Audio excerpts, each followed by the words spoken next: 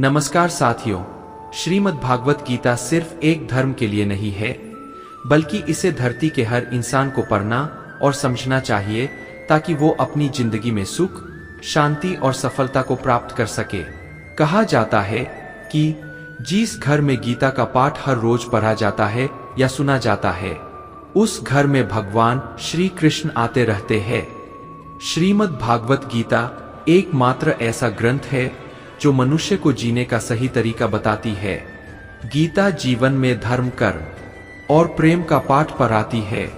श्रीमद् भागवत गीता का ज्ञान मानव जीवन और जीवन के बाद का जीवन दोनों के लिए उपयोगी माना गया है। गीता संपूर्ण जीवन दर्शन है और इसका अनुसरण करने वाला व्यक्ति सर्वश्रेष्ठ होता है। दोस्तों, श्रीमद् भागवत गीता साक्षात भगवान की दिव्य वाणी है। इसकी महिमा अपार है, अपरिमित है, उसका यथार्थ में वर्णन कोई नहीं कर सकता। शेष महेश गणेश भी इसकी महिमा को पूरी तरह से नहीं कह सकते। फिर मनुष्य की तो बात ही क्या है। गीता सर्वशास्त्रमय है, इसे सारे शास्त्रों का खजाना कहा जाता है। गीता का भली भांति ज्ञान हो जाने पर सभी शास्त्रों का तात्विक ज्ञान अपने आप हो जाता है। गीता को हम भगवान से भी बढ़कर कहें तो कोई अद्युक्ति नहीं होगी। भगवान ने स्वयं कहा है, मैं गीता के आश्रय में रहता हूँ, गीता मेरा श्रेष्ठ घर है। गीता के ज्ञान का सहारा लेकर ही मैं तीनों लोकों का पालन करता हूँ। इसके सिवा गीता में ही श्री भगवान अपने मुक्त कंठ से यह घोषणा करते हैं कि जो कोई मनुष्य मेरी इस गीता रूप आज्ञा का पालन करेगा वह निस्संदेह मुक्त हो जाएगा। यही नहीं दोस्तों, भगवान कहते हैं कि जो कोई इसका अध्ययन भी करेगा उसके द्वारा में ज्ञान यज्ञ से पूजित होगा। भगवान कहते हैं, जो मनुष्य गीता का रहस्य भक्तों को धारण कराता है और उनमें इसका विस्तार एवं प्रचार करता है, वह मनुष्य मुझे अतिशय प्रिय है। भागवत गीता में कुल 18 अध्याय है और 700 श्लोक है, जो सभी के लिए पर पाना थोड़ा मुश्किल है। इसीलिए आज के इस बेहद ही खास वीडियो में हम श्रीमद् भागवत गीता के 101 विचारों के बारे में बात करने वाले हैं, जिन्हें जानकर आप श्रीमद् भागवत गीता का सही मतलब समझ पाएंगे। इसलिए इन विचारों को आप हर रोज रात में सोने से पहले सुने। तो चलिए जानते हैं भागवत गीता के 101 पावरफुल विचारों को। दोस्तों, भगवान श्री कृष्ण कहते हैं, जिस प्रकार प्रकाश की ज्योति अंधेरे में चमकती है, ठीक उसी प्रकार सत्य भी चमकता है। इसलिए मनुष्य को हमेशा सत्य की राह पर चलना चाहिए। मृत्यु एक अटल सत्य है जिसे कभी बदला नहीं जा सकता है। इस संसार का जब से निर्माण हुआ है तब से जन्म मृत्यु का चक्र चलता आ रहा है। जिस प्रकार मनुष्य अपने पुराने वस्त्रों को त्याग कर नए वस्त्र धारण करता है, ठीक उसी प्रकार आत्मा पुराने व्यर्थ शरीर को त्याग कर नए शरीर को धारण करती है। यह प्रकृति का नियम है। इस सत्य को स्वीकार करके भयमुक्त होकर आज में जीना चाहिए। ज्ञानी व्यक्ति ना तो मरने वाले का शोक करते हैं और ना ही उनका शोक करते हैं जो अभी जिंदा है, क्योंकि वह जानते हैं जो मर गया वह फिर से जन्म लेगा और जो जिंदा है वह एक दिन जरूर मरेगा। कर्म ही सबसे बड़ा धर्म है। भगवान श्री कृष्ण गीता में अर्जुन को उपदेश देते हुए कहते हैं, व्यक्ति कर्म करने के लिए ही पैदा हुआ है और बिना कर्म किए कोई रह नहीं सकता। मनुष्य को परिणाम की चिंता किए बिना अपने कर्तव्यों का पालन करना चाहिए। हमेशा अच्छे कर्म करने चाहिए, क्योंकि कर्म वह फसल है जिससे इंसान को हर हाल में काटना ही पड़ता है। क्रोध मनुष्य को नरक की ओर ले जाने वाला द्वार है। क्रोध करने से व्यक्ति का मन अशांत हो जाता है। वह आवेश में आकर कई बार अपना ही नुकसान कर बैठता है। दोस्तों, भगवान श्री कृष्ण कहते हैं, मनुष्य को क्रोध करने से बचना चाहिए।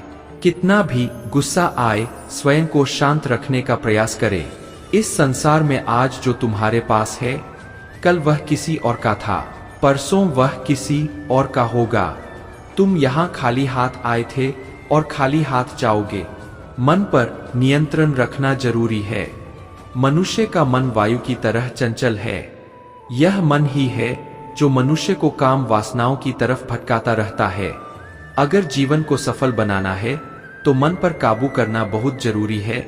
मन को वश में करने से दिमाग की शक्ति केंद्रित होती है, जिससे कार्यों में सफलता मिलने लगती है। गीता के अनुसार जिस व्यक्ति ने अपने मन पर काबू पा लिया, वह मन में पैदा होने वाली बेकार की चिंताओं और इच्छाओं से भी दूर रहता है। साथ ही व्यक्ति अपने लक्ष्य को भी आसानी से प्राप्त कर लेता है। अगर मन को वश में नहीं करोगे तो वह तुम्हारा सबसे बड़ा शत्रु बन जाएगा। हमेशा शक करने वाला व्यक्ति कभी शांति प्राप्त नहीं कर पाता है, इसलिए संदेह करने से बचे। अधिक संदेह करने से मन की शांति भंग हो जाती है और व्यक्ति भ्रमित होकर अपने संबंधों को नष्ट कर डालता है। तन की सुंदरता मन को आकर्षित करती है, जबकि स्वभाव की सुंदरता हृदय को आकर्षित करती है। इसीलिए मनुष्य का स्वभाव हमेशा निर्मल होना चाहिए। कौन क्या कर रहा है, कैसे कर रहा है और क्यों कर रहा है, इन सब से आप जितना दूर रहेंगे उतना ही खुश रहेंगे।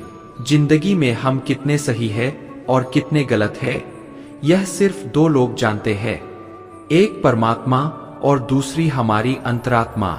दोस्तों, भगवान श्री कृष्ण कहते हैं, जिस मनुष्य के अंदर ज्ञान की कमी और ईश्वर में श्रद्धा नहीं होती, वो मनुष्य जीवन में कभी भी आनंद और सफलता को प्राप्त नहीं कर पाता। मोह विनाश का कारण होता है। मनुष्य के दुखों का मूल कारण उसका मोह ही है। वो जितना अधिक मोह करेगा उतना ही अधिक कष्ट भी भोगेगा। पछतावा अतीत नहीं बदल सकता और चिंता भविष्य नहीं संवार सकती। इसलिए वर्तमान का आनंद लेना ही जीवन का सच्चा सुख है। सच्चा इंसान झूठे इंसान से तब तक नहीं जीत सकता जब तक वह झूठ, अन्याय और गलत के खिलाफ खुद लड़ने के लिए खड़ा नहीं होता। जिंदगी में कभी इतना सहना नहीं चाहिए कि सामने वाला आपको कमजोर समझकर बार बार चोट पहुंचाता रहे। किसी भी चीज का अत्यधिक सेवन नहीं करना चाहिए, क्योंकि अत्यधिक सेवन आपको उस चीज की आदत लगा देता है। जब भी जिंदगी में कोई मुश्किल आए, कोई साथ नजर ना आए, तो ईश्वर से प्रार्थना जरूर करनी चाहिए। नकारात्मक लोगों की बातों पर कभी ध्यान नहीं देना चाहिए और ना ही नकारात्मक लोगों के साथ कभी बहस करनी चाहिए। जिंदगी में कभी किसी के भरोसे मत बैठे रहो, क्योंकि तुम्हारे कर्म तुम्हें खुद करने हैं। जो लोग दूसरों पर आश्रित रहते हैं, वो जीवन में कभी आगे नहीं बढ़ पाते।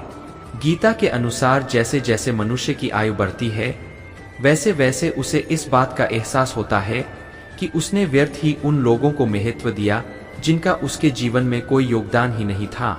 मित्रों, श्री कृष्ण कहते हैं, जिंदगी में कभी किसी इंसान का मोहताज मत बनना, वरना उसके सामने हमेशा झुक कर चलना पड़ेगा। ज्यादा मीठे बोलने वालों से और ज्यादा तारीफ करने वालों से हमेशा दूर ही रहना चाहिए, जो आपके मुंह पर अपनापन दिखाए और पीठ पीछे आपको नुकसान पहुंचाए। ऐसे लोगों से दूर रहने में ही भलाई है। जिस रिश्ते में मर्यादाएं टूट जाती है, सही और गलत का फर्क समाप्त हो जाता है, वहां सर्वनाश होना तय है।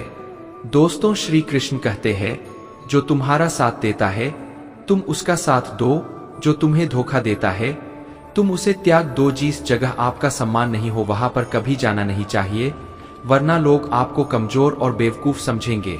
जहां बारिश ना हो वहां फसल खराब हो जाती है, और जहां संस्कार ना हो वहां नस्ल भी खराब हो जाती है। जो लोग यह कहते हैं मेरे पास वक्त नहीं है, असल में उनके खास रिश्तों की गिनती में आपका नाम ही नहीं है। बात इतनी मधुर रखो कि कभी वापस भी लेनी पड़े तो आपको कड़वी ना लगे। खुद में थोड़ा स्वाभिमान होना जरूरी है, वरना लोग आपको वहां भी दबाने की कोशिश करेंगे जहां आपका अधिकार है। जब तक तुम अपने आप से नहीं हार जाओ, तब तक दुनिया की कोई ताकत तुम्हें हरा नहीं सकती है। हे अर्जुन, ना तो ऐसा है कि मैं किसी काल में नहीं था या तू नहीं था अथवा यह राजा लोग नहीं थे, और ना ऐसा है कि इससे आगे हम सब नहीं रहेंगे। वर्तमान शरीर की उत्पत्ति से पहले भी हम सब थे और पीछे भी रहेंगे। शरीर के नाश होने से आत्मा का नाश नहीं होता। आत्मा अजर अमर है। आत्मा न तो मरता है और न ही जन्म लेता है, क्योंकि आत्मा अजन्मा, नित्य सनातन और पुरातन है। शरीर के मारे जाने पर भी यह नहीं मरता, आत्मा को शस्त्र काट नहीं सकते और ना अग्नि इसे जला सकती है। जल इसे गीला नहीं कर सकता और ना ही वायु इसे सुखा सकती है। दोस्तों, भगवान कहते हैं, जो मनुष्य सुख और दुख में शांत रहता है, जिसके राग, भय और क्रोध नष्ट हो गए हैं, जो मनुष्य शुभ और अशुभ वस्तु को पाकर ना प्रसन्न होता है और ना द्वेष करता है, जिन्होंने अपनी इंद्रियों को वश में कर लिया है, वह स्थिर बुद्धि मनुष्य मुनि के समान है। ऐसा मनुष्य स्थिर चित्त और इंद्रियों को वश में करके ज्ञान द्वारा परमात्मा को प्राप्त करके हमेशा संतुष्ट रहता है। कमजोर तुम नहीं, तुम्हारा वक्त है और वक्त सबका बदलता है। तुम बस अपना कर्म करते जा। जिसने कभी संकट नहीं देखा, उसे अपनी ताकत का कभी एहसास नहीं होगा। जो दूसरों की तकलीफों को समझते हैं, जिनमें दया है, जो दिल से अच्छे हैं, उन्हें दोबारा जन्म नहीं लेना पड़ता है। किसी को कुछ देकर घमंड मत कर। क्या पता तू दे रहा है या पिछले जन्म का कर चुका रहा है। घमंडी मनुष्य का वंश, वैभव और प्रतिष्ठा तीनों ही चले जाते हैं। विश्वास ना हो, रावण, गौरव और कंस को देख लो। किसी पर विश्वास करना हो तो उनकी बातों पर नहीं, उनकी हरकतों पर ध्यान दो। गुस्से के वक्त थोड़ा रुक जाने से और गलती के वक्त थोड़ा झुक जाने से जिंदगी और भी आसान हो जाती है। दोस्तों, भगवान श्री कृष्ण कहते हैं, जो मनुष्य मुझे जान लेता है, वह जन्म मरण के बंधनों से मुक्त हो जाता है। जो मनुष्य भगवद गीता को पढ़कर उस पर अमल करता है, उसके सारे दुष्कर्मों का प्रभाव समाप्त हो जाता है। जो भाग्य में है वह भाग कर आएगा और जो भाग्य में नहीं है वह आकर भी भाग जाएगा। जैसे हवा के झोंके नाव को भटका देते हैं, वैसे ही मनुष्य की इच्छाएं बुद्धि को भटका देती है। यह संसार मेरी ही माया है। यह संसार मुझसे ही उत्पन्न हुआ है। मैं ही इसका पालन पोषण करता हूँ और मैं ही इस सृष्टि का विनाश करता हूँ। मैं भूत, वर्तमान और भविष्य के सभी प्राणियों को जानता हूँ, लेकिन वास्तविकता में मुझे कोई नहीं जानता। समझदार व्यक्ति जब संबंध निभाना बंद कर देता है, तो समझ लेना चाहिए उसके आत्मसम्मान को कहीं ना कहीं ठेस अवश्य पहुंची है। प्रेम सदैव माफी मांगना पसंद करता है और अहंकार सदैव माफी सुनना पसंद करता है। कर्म ही तुम्हारी पहचान है, वरना एक नाम के यहाँ हजारों इंसान है। अच्छे कर्म करने के बावजूद भी लोग केवल तुम्हारी बुरी बातें ही याद रखेंगे। इसलिए लोग क्या कहते हैं, इस पर कभी ध्यान मत दो। जितना हो सके खामोश ही रहना अच्छा है, क्योंकि सबसे ज्यादा गुनाह इंसान से उसकी जुबान ही करवाती है। दोस्तों, किसी को धोखा देना एक कर्ज है जो आपको किसी और के हाथों एक दिन जरूर मिलेगा। एक अच्छी नजर वही है जो सिर्फ अपनी कमियां और दूसरों के गुण तलाश करती है। कभी उस व्यक्ति पर भरोसा मत करो जो वक्त के साथ स्वभाव बदल लेते हैं। जीवन में कभी किसी से अपनी तुलना मत करो। तुम जैसे हो सर्वश्रेष्ठ हो। सबको अपना जीवन बदलने के लिए समय मिलता है, परंतु समय बदलने के लिए दोबारा जीवन नहीं मिलता है। जो होने वाला है वह होकर रहता है और जो नहीं होने वाला है वह कभी नहीं होता। ऐसा निश्चय जिनकी बुद्धि में होता है, उन्हें चिंता कभी नहीं सताती है। अच्छी नीयत से किया गया काम कभी व्यर्थ नहीं जाता है और उसका फल आपको जरूर मिलता है। जीवन की सबसे बड़ी गलती वही होती है जिस गलती से हम कुछ सीख नहीं पाते हैं। तुम आज जो भी कर्म कर रहे हो, उसका फल तुम्हें कल प्राप्त होगा और आज जो तुम्हारे पास है वह तुम्हारे द्वारा किए गए कर्मों का पाल है। मित्रों, भगवान श्री कृष्ण कहते हैं, कर्मयोग ही वह योग है जिसके माध्यम से हम अपनी जीव आत्मा से जुड़ पाते हैं। कर्मयोग हमारे आत्मा ज्ञान को जागृत करता है। इसके बाद हम न केवल अपने वर्तमान जीवन के उद्देश्यों को, बल्कि जीवन के बाद की अपनी गति का पूर्वाभास प्राप्त कर सकते हैं। इस युग में कर्म के द्वारा ईश्वर की प्राप्ति की जाती है। श्रीमद् भगवद गीता में कर्मयोग को सर्वश्रेष्ठ माना गया है। गृहस्थ और कर्मठ व्यक्ति के लिए यह योग अधिक उपयुक्त है। कर्म योग सिखाता है कि कर्म के लिए कर्म करो, आसक्ति रहित होकर कर्म करो। कर्मयोगी इसीलिए कर्म करता है कि कर्म करना उसे अच्छा लगता है और इसके परे उसका कोई हेतु नहीं है। कर्मयोगी कर्म का त्याग नहीं करता, वह केवल कर्मफल का त्याग करता है और कर्म जनित दुखों से मुक्त हो जाता है। उसकी स्थिति इस संसार में एक दाता के समान है और वह कुछ पाने की कभी चिंता नहीं करता। वह जानता है कि वह दे रहा है और बदले में कुछ मांगता नहीं और इसीलिए वह दुख के चुंगल में नहीं पड़ता। कर्म फल का त्याग कर धर्मनिरपेक्ष कार्य का संपादन भी पूजा के समान हो जाता है। संसार का कोई कार्य ब्रह्मा से अलग नहीं है, इसलिए कार्य की प्रकृति कोई भी हो, निष्काम कर्म सदा ईश्वर को ही समर्पित हो जाता है। पुनर्जन्म का कारण वासनाओं या अतिरिक्त काम नाव का संचय है। कर्मयोगी कर्मफल के चक्कर में ही नहीं पड़ता, आठ वासनाओं का संचय भी नहीं होता। इस प्रकार कर्मयोगी पुनर्जन्म के बंधन से भी मुक्त हो जाता है। अपना काम बनाने के लिए लोग आपकी तारीफ करेंगे, आपसे रिश्ता बनाने की कोशिश करेंगे, लेकिन उनके व्यवहार को सच मानकर अगर आप फंस जाएंगे तो आगे चलकर आपको ही नुकसान होगा। दोस्तों, अक्सर आपको चोट वही लोग पहुंचाते हैं जो आपके अपने होते हैं, जो आपके दिल के ज्यादा करीब होते हैं। गीता का यह सबसे महत्वपूर्ण ज्ञान है, क्योंकि महाभारत की लड़ाई पर आए लोगों में नहीं थी, यह भाइयों की लड़ाई थी, एक ही परिवार की लड़ाई थी। चाहे आप किसी की मदद करो या मत करो, लेकिन जानबूझकर कभी किसी का दिल नहीं दुखाना चाहिए, क्योंकि जब किसी का दिल आपकी वजह से दुखता है तो हमेशा याद रखना कि आपको भी वह दर्द एक दिन जरूर मिलेगा। जो आपके साथ अधर्म करे, पाप करे, गलत करे, उसे धन जरूर देना चाहिए। अगर आप उसे सहते हैं तो वह आपके साथ और गलत करता है और आप उससे भी बड़े पाप के भागीदार बन जाएंगे। इसलिए ज्ञानी व्यक्ति को चाहिए कि वो अपने साथ हो रहे गलत का विरोध करना सीखे। जीवन में कभी वह मत करो जो लोग करते हैं, हमेशा वही करो जो तुम्हारे लिए सही है। दोस्तों, भगवान श्री कृष्ण कहते हैं, जो इंसान अपनी रक्षा खुद नहीं कर सकता या फिर अपनी रक्षा करने का प्रयास भी नहीं करता, ऐसे मनुष्यों की रक्षा भगवान भी नहीं करते। जो इंसान खुद के महत्व को नहीं जानता, वैसे इंसान को कोई भी महत्व नहीं देता है। बुरा इंसान कभी अपनी बुराई नहीं छोड़ता।